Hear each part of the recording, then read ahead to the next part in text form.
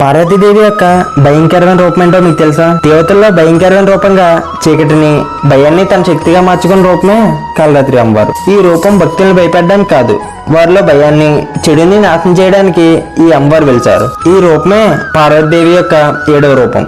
పూర్వం శంభుడు, నిశంభుడు అనే మహా బలవంతుడైన రాక్షసులు ఉండేవారు. వారి సైన్యంలో రక్తబీజుడు అనే మరో భయంకరమైన రాక్షసుడు ఉండేవాడు.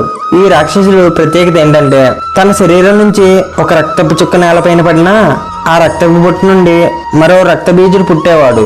ఈ రాక్షసుల నుంచి దేవతలను లోకాలను కాపాడడానికి దుర్గాదేవి యుద్ధం చేయడానికి సిద్ధపడింది.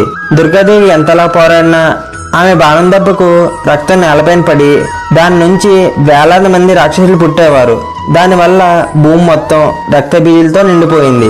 ఆ సమయంలో దుర్గాదేవి తన భయంకరమైన రూపం కాళరాత్రి అమ్మవారు యుద్ధ భూమిలోకి వచ్చింది.